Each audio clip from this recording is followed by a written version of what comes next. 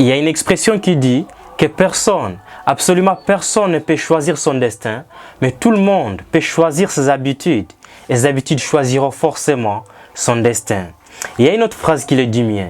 C'est que tu ne peux pas rentrer en arrière et pouvoir changer ton passé, mais tu peux agir sur ton présent et pouvoir changer ton futur. Bienvenue dans cette vidéo dans laquelle je vais te faire une promesse. Dans 30 jours, toute ta vie va changer complètement. Ça l'a été pour moi et pour des milliers d'autres personnes. Tu vas même choquer ton entourage. Dans cette vidéo, on va voir ensemble 5 habitudes à mettre en place au quotidien de façon régulière pendant 30 jours pour devenir méconnaissable. Alors déjà, pourquoi 30 jours? C'est parce que le cerveau humain met en place 21 à 30 jours pour créer de nouveaux circuits neuronaux liés à une nouvelle habitude et ainsi la rendre automatique. Alors si tu me regardes dans les cas de divertissement, je peux te dire que tu es sur la mauvaise vidéo, donc tu peux partir déjà. Mais si tu es sérieux avec ta vie, si tu veux voir un changement radical d'ici 30 jours, si tu as marre de toujours tourner en rond et ne voir aucun résultat palpable, alors cette vidéo elle est faite pour toi. Tu peux donc t'abonner, liker et partager cette vidéo au maximum pour qu'ensemble nous puissions devenir cette vraie version de nous-mêmes. La première habitude à mettre en place chaque jour pendant 30 jours, c'est la bonne habitude à la lecture. On dit que celui qui ne lit pas n'est pas plus intelligent que celui qui ne sait pas lire. Et l'avantage avec la lecture, c'est que plus tu liras, plus tu sauras, plus tu sauras, plus tu seras, et plus tu seras, plus tu y auras forcément. 30 minutes de lecture par jour peuvent transformer ta vie comme tu ne l'as jamais imaginé auparavant. Beaucoup de gens n'aiment pas lire, surtout avec l'arrivée de l'internet où on est toujours occupé derrière son téléphone à regarder ce qui danse, ce qui se prostitue ou même ce qui blague.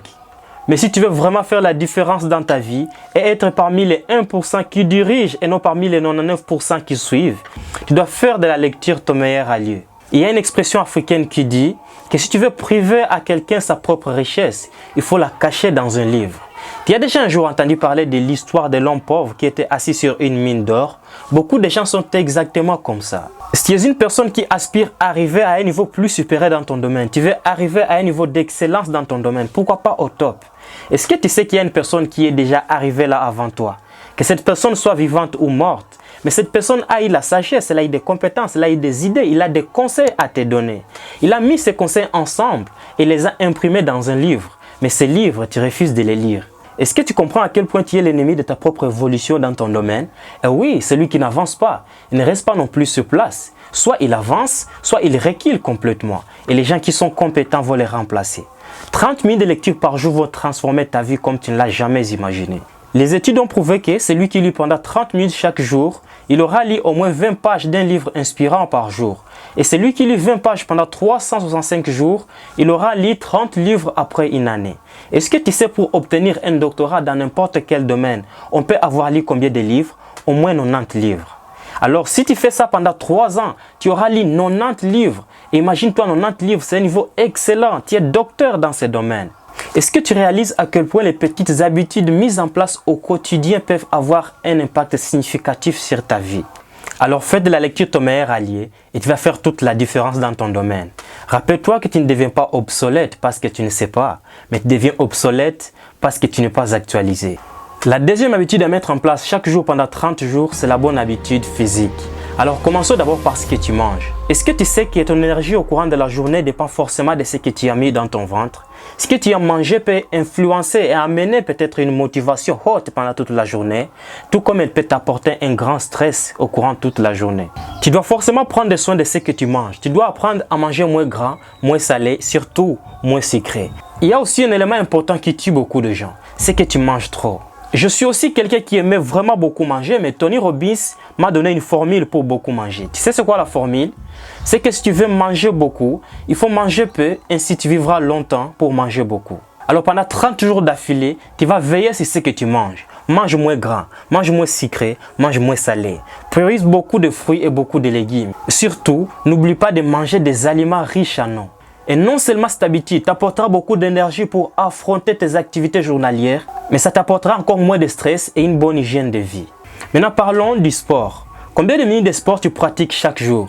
Est-ce que tu sais qu'ignorer ce qui est bon pour ta santé pourra détruire ta santé plus facilement et rapidement que tu ne peux l'imaginer? Fais au moins 30 minutes de sport par jour et tu verras que le sport va vaincre la fatigue, ça va triompher la peur et ça va aussi te booster dans toutes tes activités quotidiennes. Tous les hommes d'action ont exactement compris cela. 30 minutes de sport vont réduire le cortisol, qui est l'hormone du stress, et ça va augmenter la dopamine, qui est l'hormone de l'action et de la vitalité. Le sport augmentera ton niveau de confiance en toi, et ça va encore te booster et t'apporter un niveau plus élevé de vibrations énergétiques. Tu n'as pas besoin de le faire comme un athlète professionnel, non, pas du tout. Tu dois y aller à ton rythme. Tu pourras augmenter en fonction de tes performances. Tu peux commencer peut-être par faire des exercices cardiovasculaires, tu peux commencer peut-être par sauter à la corde, ou même tu peux courir à la parcelle. C'est aussi simple que cela, mais faites quand même 30 minutes de sport par jour pour transformer votre vie. Et la troisième habitude à mettre en place chaque jour pendant 30 jours, c'est l'habitude de la gratitude. C'est exactement ici où les gens perdent l'essence de leur vie. Ils sont toujours occupés à courir derrière les choses, à demander des choses, à chercher des choses. Mais est-ce que nous avons déjà eu le temps de reconnaître et apprécier ce que la vie a déjà réussi à nous donner? Vous savez que la vie n'est pas conne. Avant de nous donner ce que nous désirons, elle va d'abord attendre pour que nous puissions être reconnaissants de ce qu'elle a déjà réussi à nous donner. La plus grande souffrance de l'être humain vient de son incapacité à être reconnaissant. Il y a une phrase qui le dit mieux. Cette phrase dit: le contentement apporte la richesse même dans la pauvreté, alors que le mécontentement apporte la pauvreté même dans la plus grande richesse. Tout le monde a une raison pour laquelle il doit être reconnaissant. Malheureusement pour toi, tu es toujours occupé à te comparer aux gens qui sont un peu supérieurs par rapport à toi, aux gens qui ont gagné plus, aux gens qui ont réalisé plus que toi. Et tu oublies que ce que tu as et que tu négliges, c'est la vie des rêves de quelqu'un d'autre quelque part. Alors voici ce que tu dois faire chaque jour. Au réveil, avant même de toucher ton téléphone, prends un carnet de reconnaissance et un stylo. Note toutes les choses pour lesquelles tu es reconnaissant dans la vie. Ça peut être ta femme, ça peut être tes enfants, ça peut être ton petit business, tes petites finances. Ça peut être le fait que tu es en bonne santé, même le fait que tu respires. Et le soir avant de te coucher, tu vas prendre ton carnet et ton stylo pour noter toutes les bonnes choses qui sont passées au courant de la journée. S'il n'y en a pas eu plusieurs choses, tu peux noter juste 5 choses qui sont très bien passées au courant de ta journée. Ça peut être le fait que tu as aidé une vieille maman à traverser la rue. Ça peut être un petit enfant qui t'a souri. Ça peut être le fait que tu as accompli une bonne transaction, ainsi de suite. Et si tu penses que ça ne vient pas, juste cherche et tu trouveras. Et si tu mets cette habitude en pratique pendant 30 jours, les merveilles que ça va t'apporter t'amènera même à poursuivre cela pendant toute une année. Et tu verras que ta vie te répondra différemment parce que tu as commencé à agir un tout petit peu différemment. Et la quatrième habitude que tu dois mettre en pratique chaque jour pendant 30 jours, c'est l'habitude de suivi des dépenses. Beaucoup de gens tombent dans ces pièges. Ce qui est important, c'est pas ce que tu arrives à gagner, mais ce que tu arrives à mettre de côté. J'avais personnellement cette mauvaise habitude de ne pas suivre à la loupe toutes mes dépenses et je me rendais compte que ça me ruinait au fil du temps. J'ai remarqué que lorsqu'on a de l'argent pour lequel on n'a pas fait vraiment de budget, on est toujours tenté de faire des petits achats auxquels on ne fait même pas attention. Pourtant, ces petits achats cumulés sur la durée, ça va faire un capital considérable que tu es en train de gaspiller sans pour autant le savoir. Alors voici ce que je te recommande de faire. Chaque matin au réveil, avant même de toucher ton téléphone, tu vas prendre un carnet et un stylo. Tu vas noter toutes les dépenses dont tu as besoin d'effectuer au courant de toute la journée. Tu vas séparer ce qui sont importantes à ce qui sont urgentes, aussi à ce qui sont moins importantes. Tu peux même supprimer ce qui sont moins importantes. Tu vas noter chaque dépense en commençant par celle qui est urgente et tu vas mettre à côté le montant exact. Après, tu vas faire le calcul général et c'est avec le montant exact que tu dois sortir. C'est là pour t'éviter de pouvoir acheter les choses dont tu n'as pas besoin, justement parce que tu penses avoir beaucoup d'argent que tu n'as pas malheureusement. Et il y a quelque chose de très important à comprendre. Chaque fois que tu vas effectuer une dépense, essaie toujours de gratter dessus et minimiser autant que tu peux cette dépense. Tu vas me dire, ouais, je ne veux pas être un radin, mais si tu n'as pas encore une marge plus élevée financièrement, tu n'as plus de choix. Tu n'as qu'à faire cela pour te stabiliser et te créer un fonds ou un capital qui va te permettre de dépenser librement. Tu vas noter toutes les dépenses de façon consciente chaque jour pendant un mois, pendant 2 mois, pendant 3 mois et après une année, tu verras combien d'argent tu as réussi à mettre de côté et tu vas voir que cette simple technique, elle est juste phénoménale. Après, tu pourras utiliser cet argent mis de côté soit pour créer un business ou soit pour investir sur toi-même. La cinquième et la dernière habitude à mettre en place chaque jour pendant 30 jours, c'est l'habitude de l'autodiscipline. Ça, c'est pour moi la meilleure de toutes les habitudes qu'on peut avoir au quotidien. Et la meilleure des habitudes qu'il faut adopter au quotidien pour métamorphoser toute sa vie. Tu vois, sans autodiscipline, on ne peut pas lire pendant 30 minutes. On ne peut pas faire le sport pendant 30 minutes. On ne peut pas veiller à quoi on mange. Sans autodiscipline, on ne pourra même pas noter des choses pour lesquelles on est reconnaissant. Sans autodiscipline, on ne pourra même pas faire attention à ses finances ni à ses dépenses. Beaucoup d'entre vous, je sais, vous allez commencer à mettre en place ces habitudes, mais au bout d'un certain moment, vous allez laisser tomber. Pourquoi? Parce que vous allez manquer l'autodiscipline. Au début, la motivation est haute, elle est au-dessus. Mais après un tas donné, cette motivation baisse. Et quand ça baisse, on revient toujours à ces bonnes vieilles habitudes. Et qu'est-ce qui va se passer? On va se dire, ouais, c'était difficile, c'était compliqué, mais c'est parce que tu n'as pas eu cette discipline de continuer après que la motivation s'est déjà desséchée. Quelqu'un avait dit un jour, si tu veux un ami qui va t'accompagner sur ton voyage à long terme, ne fais pas confiance à la motivation. La motivation se desséchera en cours de route. Mais fais confiance à l'autodiscipline.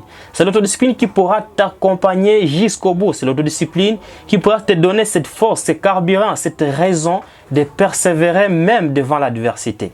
Beaucoup de gens disent que les grains de l'autodiscipline sont amers, mais que ses fruits sont très délicieux.